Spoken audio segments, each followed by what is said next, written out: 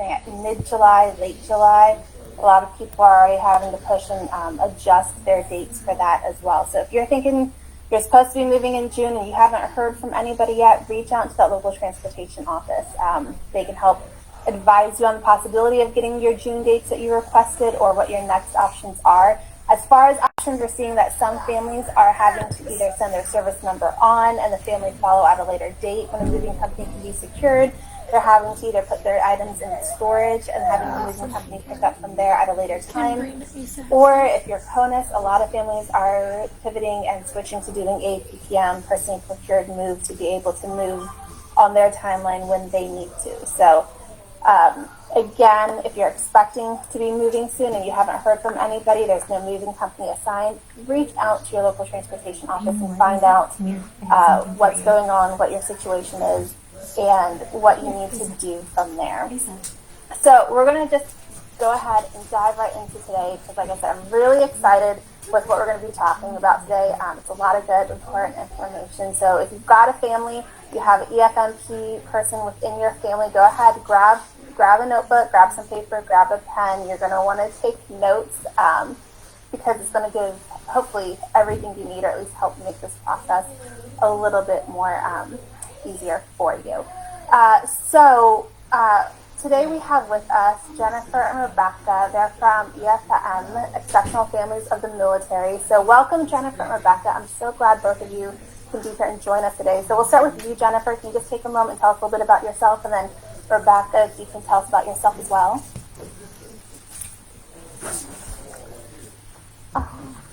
Sure. I am Jennifer Bittner. I am an Army spouse. My husband is active duty.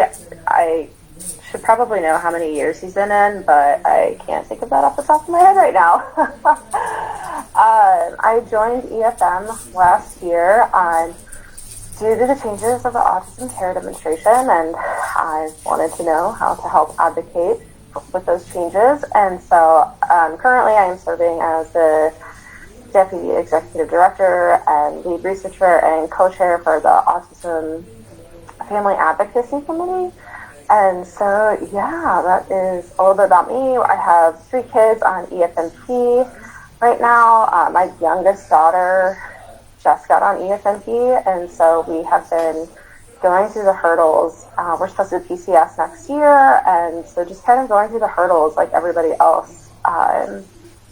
So, yeah, that's a little bit about me. I'm Rebecca Emerson. I'm the Executive Director of Exceptional Families of the Military. I am retired Air Force, and my husband is active duty Army. We're an EFMP family, 2 kids, one 6 years old and one almost 5. And we are PCSing this summer, and I do not have a hauler assigned yet. So that comment was very true to what's going on in my life right now. The Packers are assigned, but not the hauler. And it's a pretty big PCS, and of course my husband is not here to help us out. So I'm loaning it. And I do want to talk a little bit about EFM and what we do. So we help EFMP families, and we do that by providing support groups. So we have a ton of support groups, and it's peer-to-peer advice for EFMP families. Some are location-based, some are service-based. There's a big national one, there's an autism one, there's a Guard and Reserve one. So we try to cover all the bases with our groups. We also have case management services, so you can reach out to us and ask for help with humanitarian or compassionate reassignments, or maybe you just don't even know where to find forms at. We help out with that as well. And then the last thing we do is advocate on your behalf with DOD, DHA, and with legislators for policies that impact our families.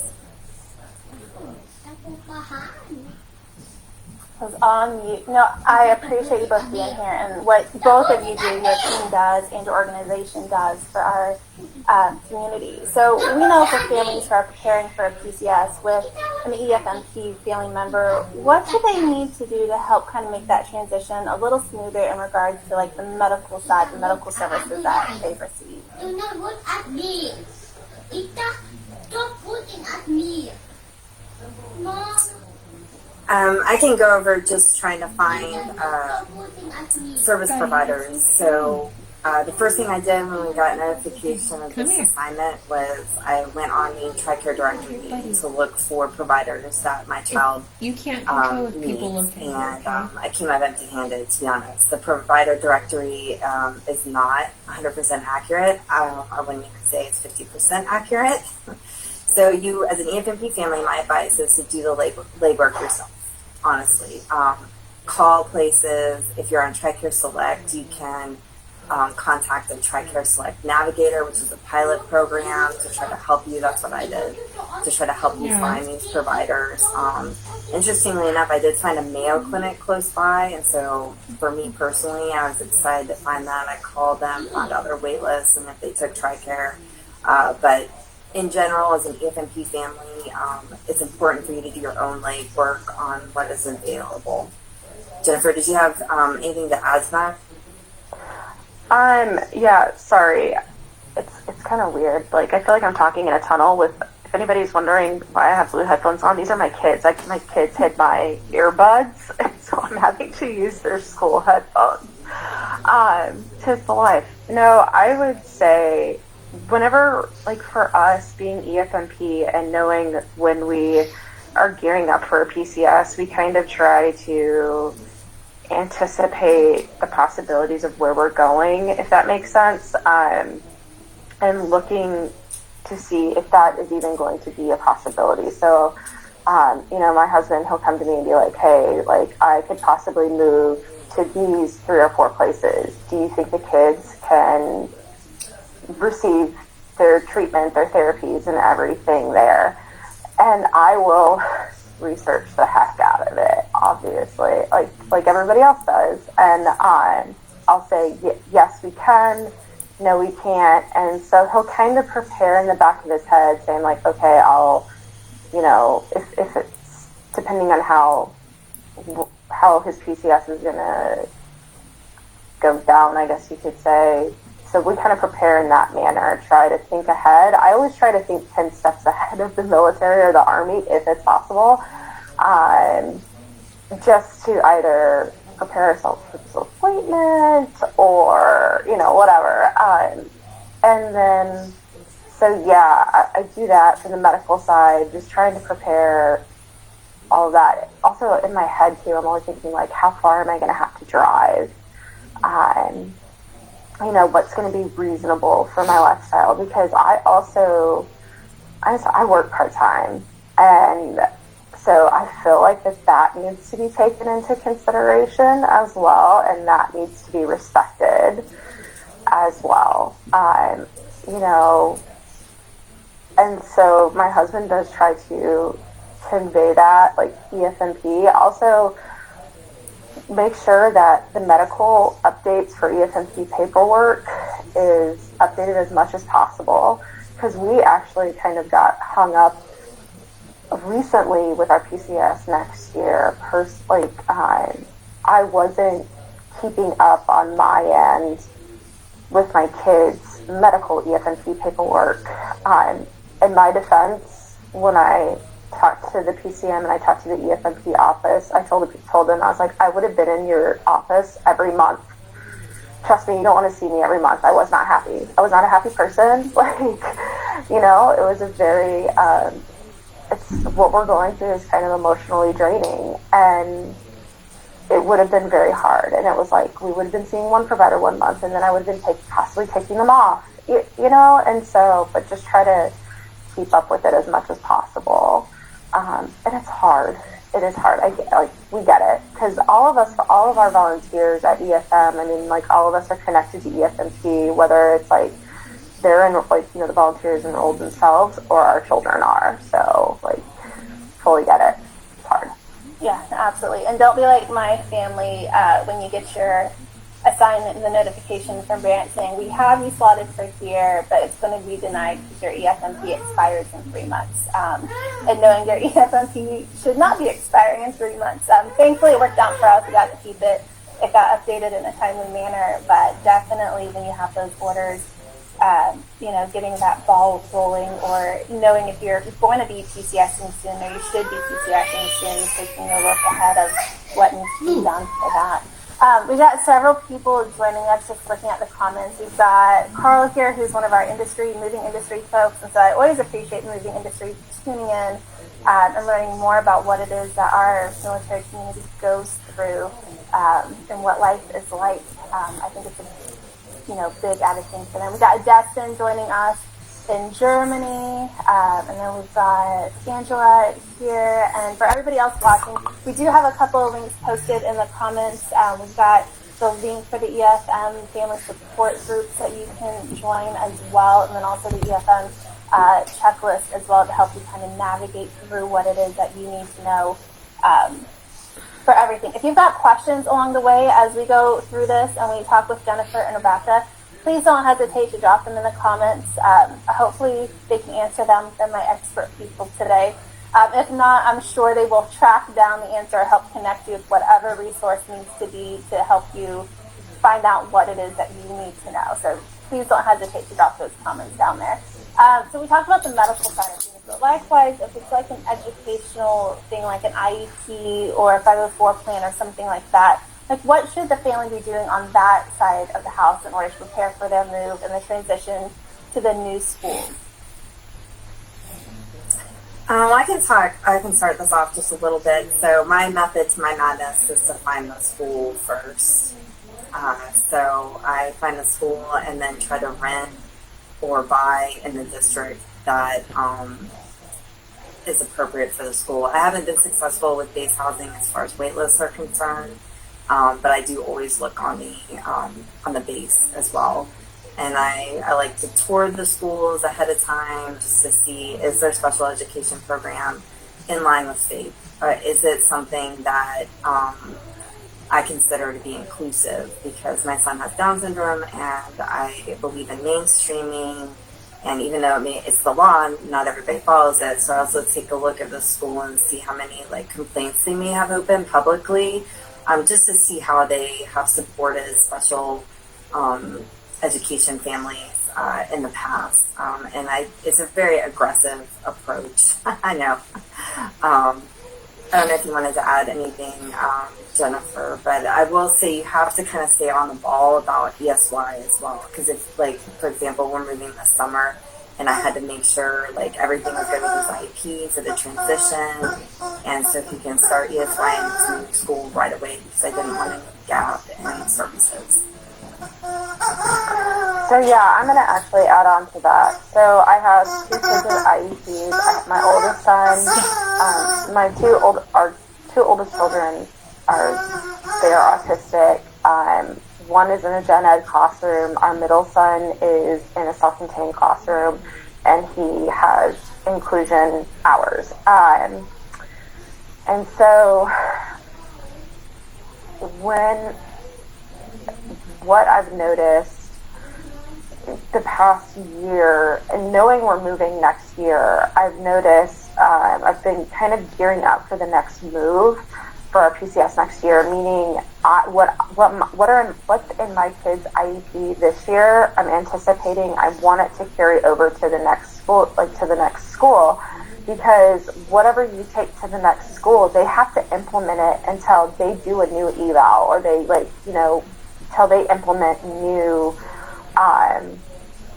new, I don't know why I want to say procedures, but procedures isn't the right word. You know what I mean? Until they go in and they are like, okay, well, we're going to change this resource time, or, et cetera. And so, anyways, and I actually kind of just got into a bit of a battle with my current school where my oldest son is at, because he has a learning disability when it comes to reading, and they weren't listing it on his current IEP, and I was like, it needs to be on there, and they're like, well, we know it, it's there, we know it. And I was like, you don't understand, I'm a military, we're a military family, I need it on the paperwork because I could potentially move to a new place, and it's not on the paperwork. It doesn't help me, because they're going to be like, oh, we don't see it, and they can easily deny it.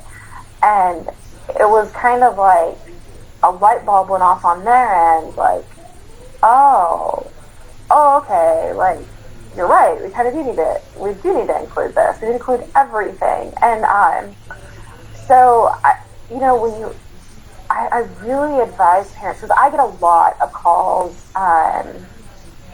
from parents in the community, or, a lot of my friends are like, hey, will you talk to this parent? Will you talk to this parent? And I always tell people, I'm like, don't back down.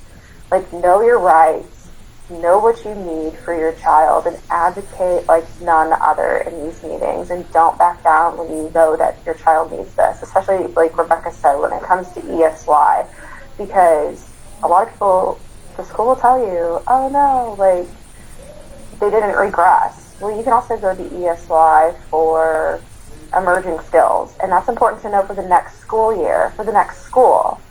And so it's very important that you have every little thing documented. And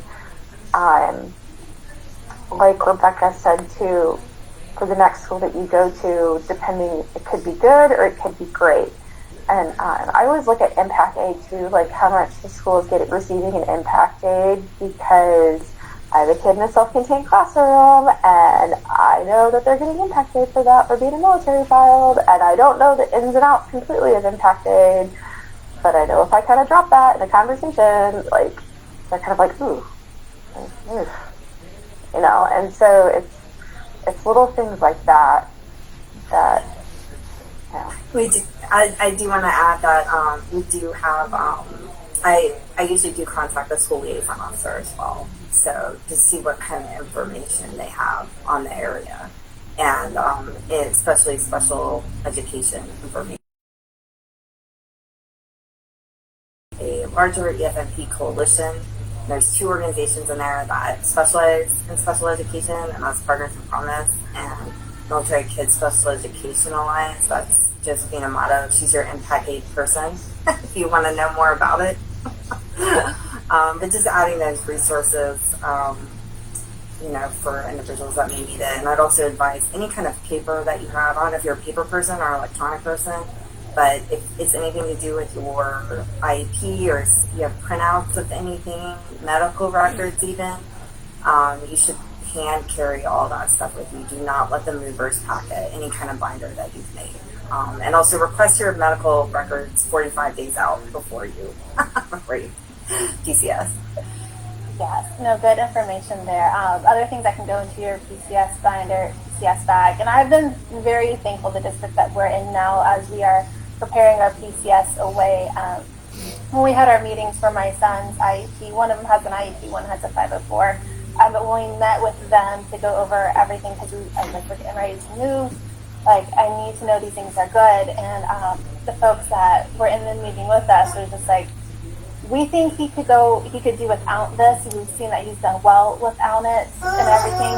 So but we're going to leave it in there and let it just be a robust thing so it carries over, and we'll let he can have the transition with his accommodations he's used to, and let the next school evaluate when they do their reassessment of things. So I was kind of thankful that it was just like, I didn't have to be the one saying, I want to leave this in there, and this is why, because we're moving and transitioning, that they were already like, we think he can go without him, but we're going to leave him because we want that transition to be smooth with what he already knows and whatnot. That, for me, I was at least thankful the school was kind of on board with that. Kind of switching gears a little bit, talking about OCONUS moves. We hear a lot about, with OCONUS moves, about families getting held up in the moving process because of EFMP screening, and that can sometimes take a long time. The offices get backed up with processing things, or they're being required to enroll in something that they have not needed services with before, which holds up everything with that. So how can families navigate that piece when they get those OCONUS orders and they're trying to move and it's being held up, and they're just like, are we going to Germany? Are we not going to Germany? My household goods are getting packed on Friday. Like, are they going to be shipped to Germany? Do they stay? Like, how, but the EFMP side of the house and that screening process, how can you navigate that? Well, Megan, it's very difficult, and I would like to add a wrinkle to your question, because the Air Force and Space Force started screening 100% of PCS moves. Interesting. Yes, very interesting. It's caused a lot of backlog and a lot of issues, quite frankly, within the electronic processes that the Air Force and Space Force recently implemented. Also, looking ahead, the Army is also, we do know that the Army is looking at that as well. So if you're going to be doing 100% screening like you were only doing overseas screening, you're going to catch a lot more diagnoses, right? So my advice on this to head off those pain points that you just mentioned was, if you have a diagnosis and you think it's a qualifying one, you need to go ahead and see if that qualifies you for EFMP and enroll in it. It's a mandatory program, because if you wait until the last minute and they're looking at your medical records and they see something that qualifies and you have to start the process from that point, it's going to delay. It's going to delay things on your PCS. But there is, Military One Source does have a bunch of checklists on there for EFMP families that are helpful. We also have some binder stuff on our website, but in general, you have to take responsibility for keeping up on this stuff yourself. In my opinion, it shouldn't be that way, but that's the way that I feel like it is. Jennifer, I'm with you. For OCONUS moves, I mean, for us, I think as soon as our kids got into EFMP in 2017, I think it, like my husband and I, we sat down and it was just kind of like, not going to happen. You know, let's just not try, which sounds like not fun, but because, you know, we spent a couple weeks over like in the Netherlands when I was in grad school. It was part of my grad program, and I mean, we had a blast. It was so much fun, and all this, and so we really wanted to go overseas, and that was pre-kids, but you know, and then we had kids, and they got enrolled in EFMP, and it's just kind of one of those things. I feel like I have to really look at it and think like, this is what I need medical-wise or mental health-wise. Can this realistically be met overseas? Because the overseas care is different than, you know, here in the United States. There's a lot of, we get these questions a lot in our support groups, like our family support groups and our individual support groups and stuff. And it's very frustrating for families. You know, they're like, I haven't been seen by this provider in 3 years, like, or I only have to see them once a year. There's a provider in the economy, or, you know, those kind of things. Like, they can take me, and and they have to kind of look at it as, the military, I think, looks at it as, what if you get overseas and something happens and all of a sudden you need these providers, and you have to, unfortunately, you would have to scramble to come back. And so I think that's always in the back of their minds, or in the commander's mind, if it's a command sponsorship or something. That's a lot of responsibility. You know, I remember, my husband will probably watch this and be like, but like, you know, there was kind of some conversations when he was a company commander where it was, he told some soldiers, he's like, I'm responsible for you. Like, at the end of the day, like, I'm responsible for you and your mental health and like your physical health. Like, that's on me. And like, you may not realize that because you're adults, but I'm responsible for you. And you know, I always remember that, like, when it's just like, oh, I don't know.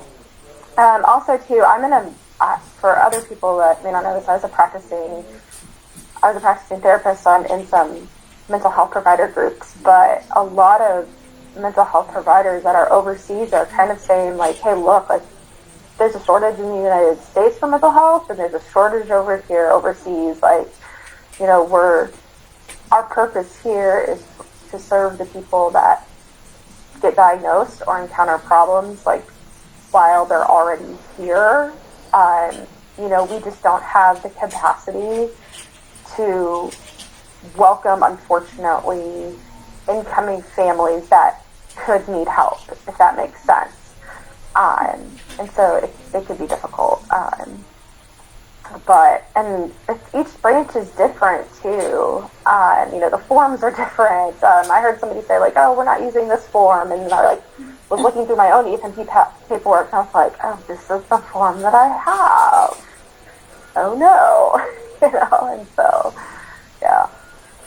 Yeah, I like to add to that, having spent a lot of time overseas, this is before I gave birth to my son, but the medical care is very, very different. And there's also some cultural aspects too that you may want to look at for when it comes to disabilities, whether it's accepted in that society or not, because that might impact, what resources may be available, because things can be quite different. And Jennifer's right on, ultimately the government doesn't want to bring you over somewhere and then have to pay to bring you back.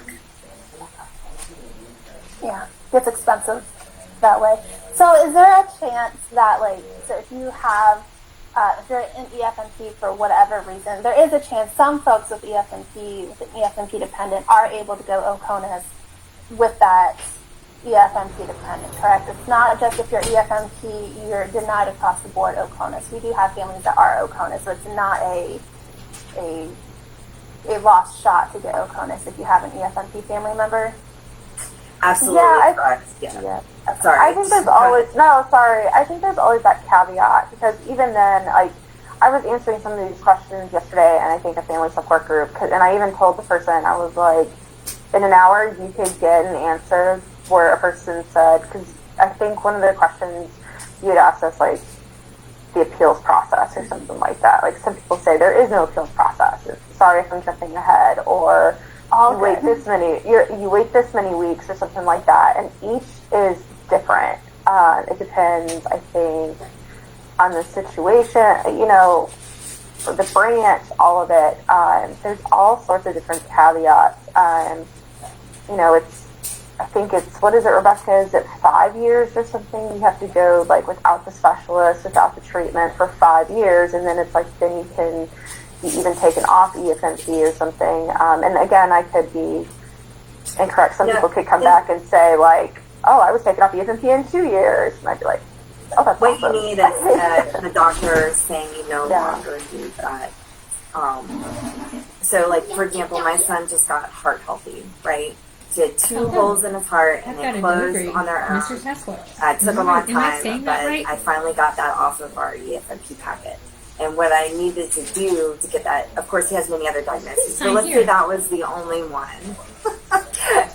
And that was the only thing that was enrolling us in EFMP. The doctor saying that he no longer needs care from a pediatric cardiologist is what got that off of my package. So that can be problematic if it's something that you're not aware of, maybe, that they find, or it's old and you just never did that follow-up, and you say, well, I don't need this anymore, I don't go there.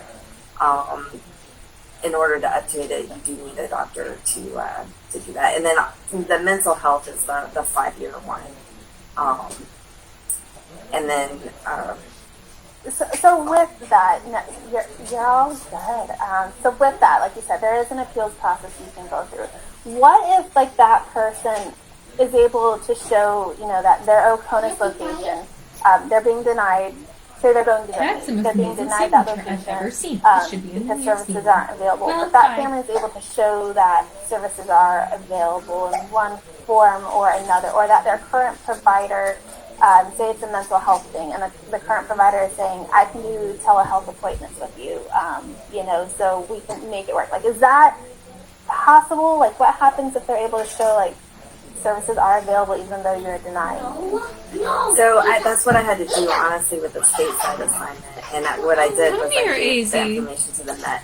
We are Army family, so this is different by branch. Whichever the medical decision authority is within your branch of service, your branch of service. So I gave the information to the MedCom POC and said, look, this is available here. And so they could take that into account. So that's one method of providing that information to kind of give them the full picture on what is available.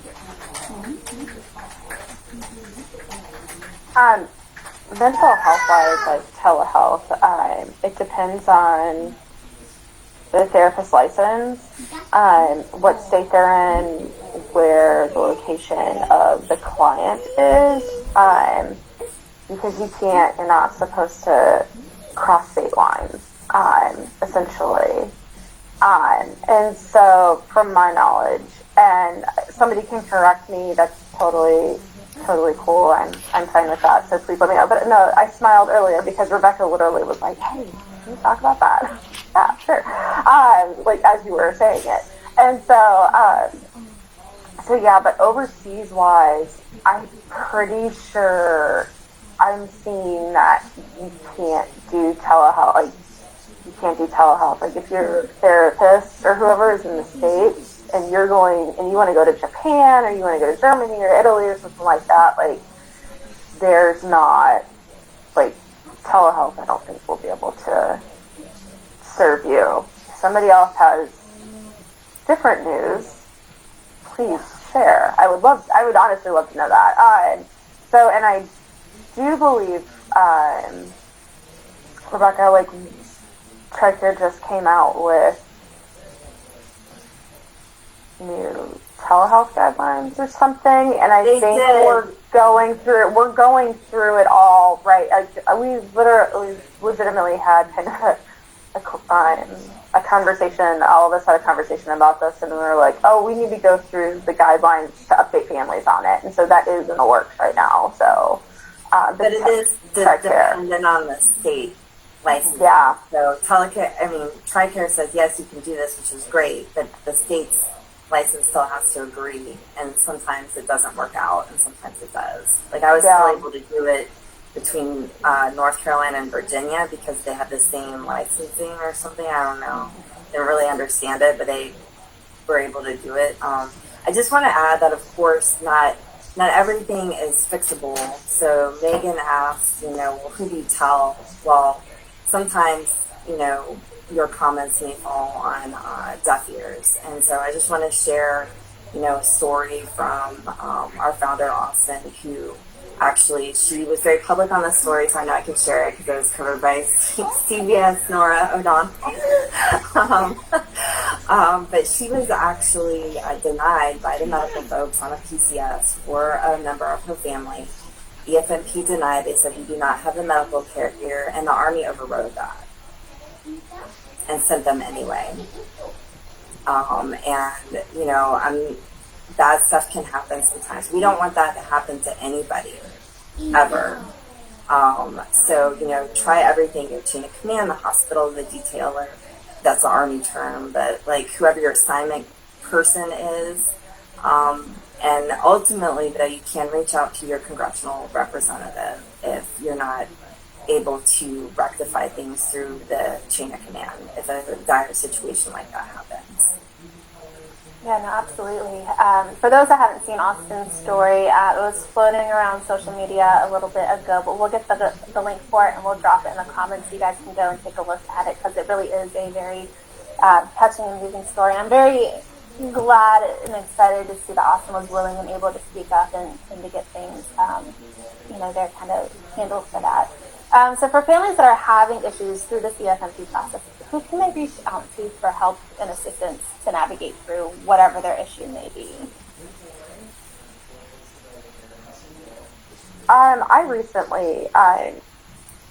We recently had issues, not to scare you since you're about to move my way, Megan. Feel bad, and anybody else that's watching that might be heading this way to lovely Fort Leavenworth. It's a great town, like I'm not going to lie, I love it here. But I recently had issues with the on-post clinic because when you're prime, you have to be on post. Here it's small. And I had some issues with the EFMP process, and our pediatrician retired, and nobody told us. They still really haven't officially told us or assigned us a new one. And so I just went straight to patient advocacy for me. And so that's how we're kind of handling things, but we're smaller base.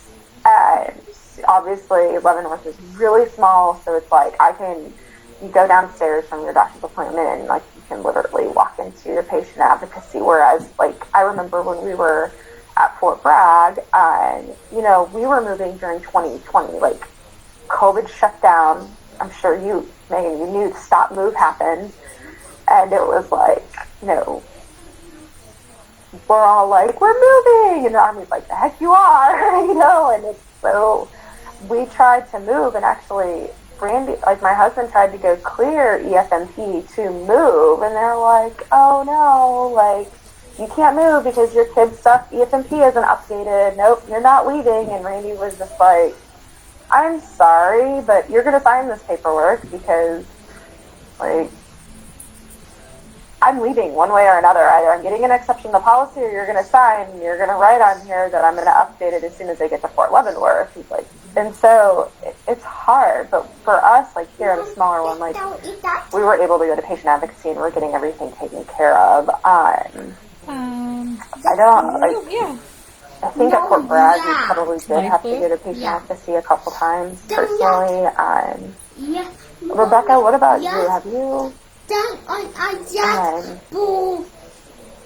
I've known a couple people to file ICE complaints. I mean that is another avenue for sure. And in my opinion, it differs wildly between branch of service, officer and enlisted. I know in the Air Force, the assignments are pretty different between officer and enlisted. So sometimes something, you know, that's why I like the peer-to-peer support groups, because if you say something, you think it applies to everyone, but it's not that easy for everyone. Like in my mind, as an Air Force officer, I'm like, oh, I just call my assignment guy and talk through the issue. I'm trying to solve that same issue for an Air Force enlisted family. But this is when I was active, and it's just not that simple. There's a lot more red tape involved, so I can say it's pretty difficult. Yeah, no, absolutely. And Jennifer, knowing where we're going and having been there before and hearing how the clinic on post has really changed from the last time we were there to where we are now, we've already got the decision that we're probably going to go select.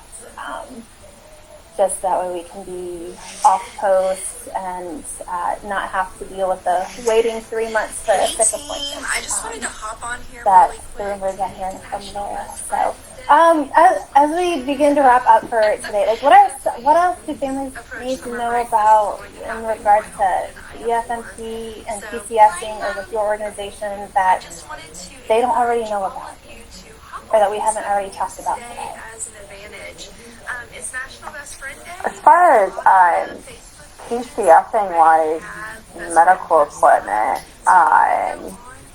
your medical equipment, Rebecca, do you want to comment more on that? I mean, some people don't know this, but you can apply for a waiver for the weight associated with that medical equipment. Okay. So, according to the JTR, for medical equipment to qualify for shipment, in an appropriate uniform, services healthcare provider must certify that the equipment is necessary for medical treatment. So, that's reading straight out of the regulation. I just want EFMP families to know that you can't, right? They might not know. And you also, it's important to connect with your mover and let them know about this stuff as well. Whoever your carrier is, whoever your government rep is, let them know that you have all these medical equipment, because some of it can be very expensive and hard to package. Maybe it has to be taken apart by a specialist. I mean, there's so many things that could happen. Medical beds, for example, can be very high value.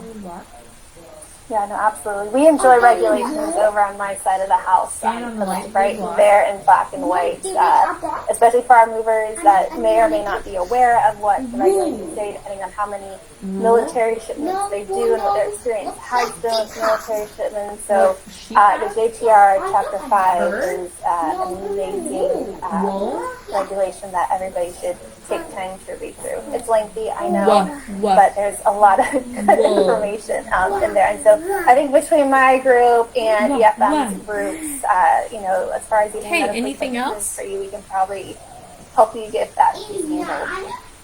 Yeah, especially if they need to go to their PCM to get like letters written saying like, yes, this is medically necessary. This needs to be, documented in this way for their move. It says stand when on we the were right at Bragg, level. it was actually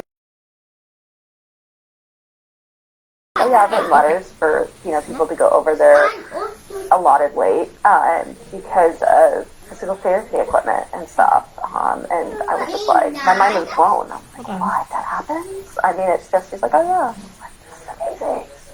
So, Really new information. yeah. Right? Okay. So I And- thought it was amazing. Like, so. I also I like to communicate with the government as well, like the government transportation office as well as the carrier.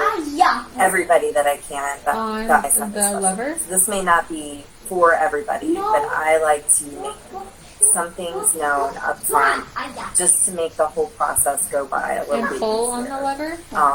And so they're aware of some of the dangers Press. associated with that may not The be typical when they're packing out a lever. neurotypical family, right? Anything else? So I'm very open about it though, and I know not everybody is like that. Also being open to them about, COVID protections, if you are still at high risk for that, being upfront with the carrier, because, a lot of people stop wearing masks and saying, I need this in my house, so, and also for ADA housing, when you move, like if you require ADA housing, you want to start thinking about that early, and that you need a letter from your PCM, asking for that if you need any reasonable accommodations. Also, start thinking about that stuff because that all needs to be submitted when you get on the wait list for housing. We had it on my daughter's EFM paperwork most recently because she's having some asthma, breathing issues, and we can't figure out why. And so recently her PCM has put in her EFMP paperwork she must have hardwood floors.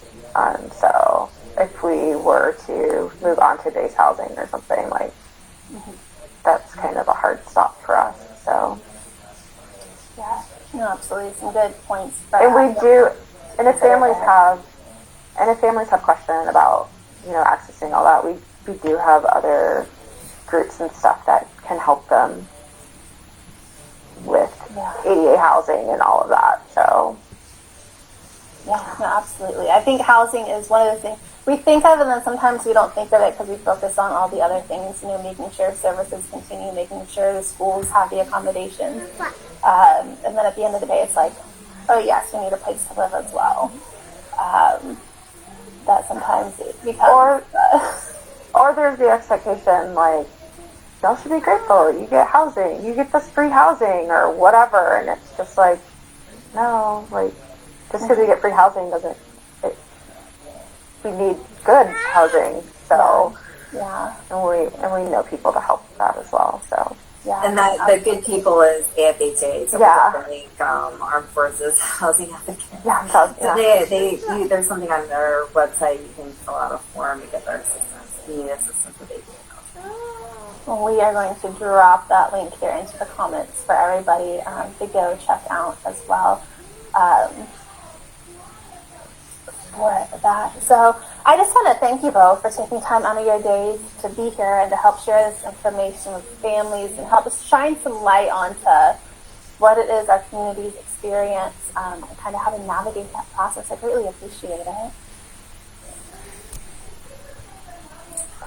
Thank you for having us. And yeah, absolutely. Thank you. We're excited that you're highlighting EFMP families. Thank you so much because sometimes it's hard for our voices to get heard. So this is really big for us. Thank you so much. Yeah, absolutely. So anytime that you guys have new information that comes out and policies change and you want to make sure people know it, you guys are always welcome back on the show to have your spot to share what needs to be shared with the world.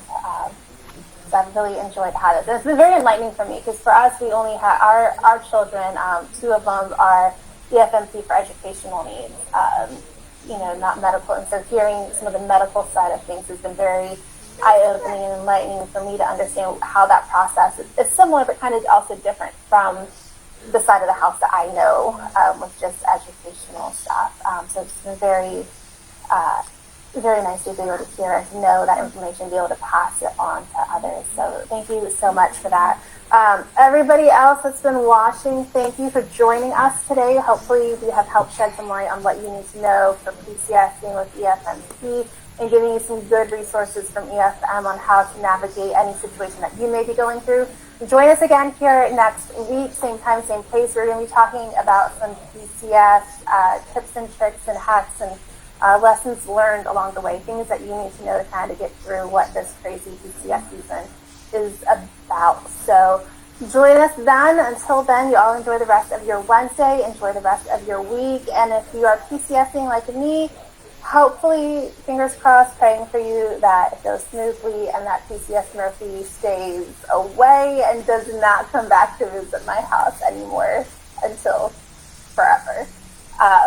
But until next week, we will see you all then.